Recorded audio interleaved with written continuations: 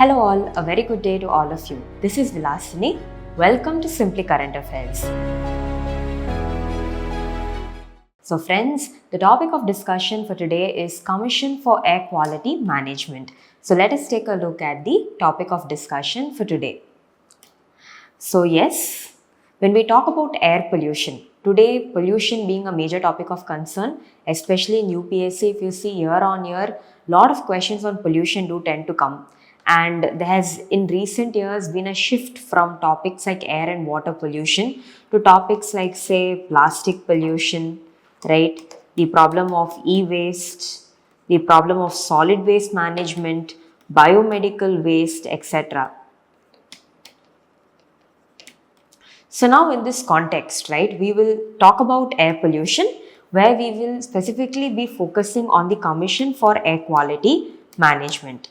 So guys, based on what you have been preparing so far and based on articles in the newspaper, you all must have understood by now that in India, one major region which suffers immensely from pollution due to several reasons has always been Delhi and NCR. While many other regions also do face the repercussions of air pollution, Delhi, NCR and adjoining regions majorly have been facing the problem because of air pollution. So here we also need to understand that according to the Central Pollution Control Board, any particulate matter 2.5 micrometer or lesser in diameter can cause the greatest harm to human health. Okay, so now in this context, with air pollution being a pressing concern, year on year in this region, Delhi and NCR, there has always been the problem of air pollution getting reported at a massive rate. So now over here, what are some major reasons for this? Number one, we already know vehicular emissions, the vehicles. Second is industrial emissions. Apart from that, the effects of this get aggravated especially during winters, right? And also the construction activities which are taking place in this region. And yes, to some extent, even stubble burning done by farmers in Punjab and Haryana have been responsible for the worsening air quality in Delhi. So now what happened was, looking at this situation getting out of control, earlier there was a body. This body was called as EPCA, the Environmental Protection Control Authority.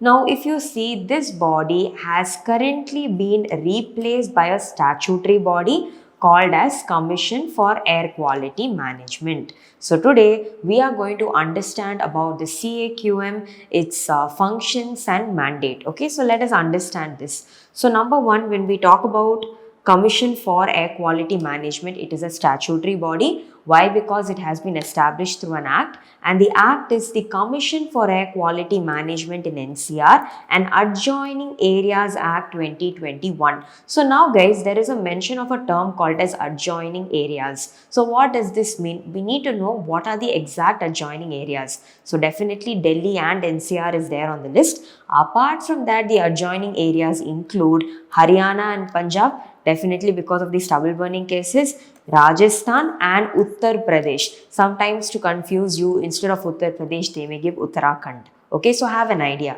Next, what is this commission's primary role? Number one, promote coordination, promote research, monitor the existing situation, right? Identify the pressing problems. So these are the primary functions as to why this particular organization, CAQM, has been established. Okay, next, moving forward, talking about the major functions that it performs. Number one, majorly to protect and to improve the air quality in Delhi, NCR and adjoining areas, right? To monitor the situation frequently. Next, what they say is, if at all there is a conflict of interest, right, between the decisions taken by the CAQM, that is the Commission for Air Quality Management, and the state pollution control boards or even the Central Pollution Control Board, the decision of the Commission of Air Quality Management will prevail. That is something you need to understand. Okay, so this is also one. Next, it can also place restrictions on industries. It can monitor the effluents discharged, the industrial emissions, right? Then it can also restrict them from carrying out certain operations, right? It can carry out random inspections. All this can be done. Next, apart from that, they also say that the orders of this commission, the orders of the commission can be contested before the National Green Tribunal. Some pointers about the National Green Tribunal for you. The NGT is a statutory body because it has been created by the NGT Act 2010. The primary aim of this body is to ensure environmental justice and to also ensure that speedy disposal of environmental related disputes is taking place, right? It has 5 principal benches, right? And here you also need to understand that under its jurisdiction, many acts have been kept in place. For example, you have the Forest Conservation Act 1980, the Air Prevention and Control of Pollution of Act, the Water Cess Act, the Water Prevention and Control of Pollution Act, and etc. What is kept outside the purview of NGT, if you see, it is primarily the Wildlife Protection Act and the Forest Rights Act. These two have been kept outside the purview of NGT, right? So these are some important points with regard to NGT. Please keep this in mind. And here you also need to remember that the NGT is not bound by the Code of Civil Procedure, but rather by principles of natural justice. Okay. So sometimes what they will do is in UPSC, when they ask you questions on environmental bodies or organizations, they can even combine two bodies and ask questions from. Okay. Fine. So now here talking about the composition, it is headed by a full-time chairperson with an experience of not less than 15 years in the field of environmental protection and pollution control, or also having administrative experience of not less than 25 years. So in the environmental protection and pollution control, the experience should be not less than 50 years.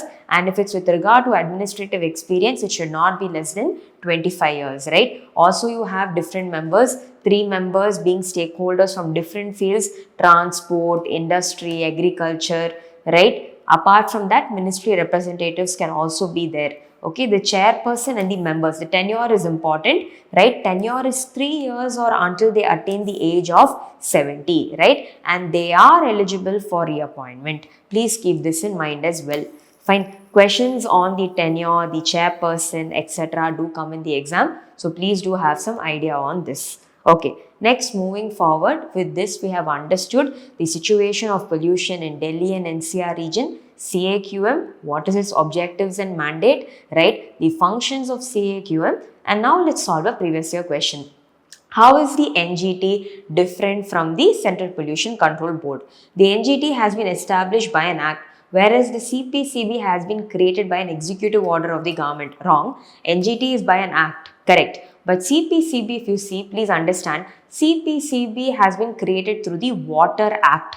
However, its functions are derived from the Air Act. Please be clear on this. Second, NGT provides environmental justice and helps reduce the burden of litigation in the higher court, whereas CPCB promotes cleanliness of streams and wells and aims to improve the quality of air in the country. It's a generic statement and generic statements are usually correct. So therefore, the correct answer is B2 only. Okay, A is incorrect. Convention on Migratory Species, CMS. So before we enter into this topic, let us understand a few things about migration in general. So in your basics of ecology, you must have learnt about different topics. So there might have been one topic called as response of organisms to abiotic stresses. Response of organisms to abiotic stresses. So under this topic, different organisms have different responses to abiotic stresses in the environment, right? For example, some animals are called as regulators. They are warm-blooded animals. Example, humans. Some are called as conformers, cold-blooded animals, right? Example, many amphibians and reptiles are conformers. Then different animals, right, even sometimes choose to migrate, that is move from one region to another.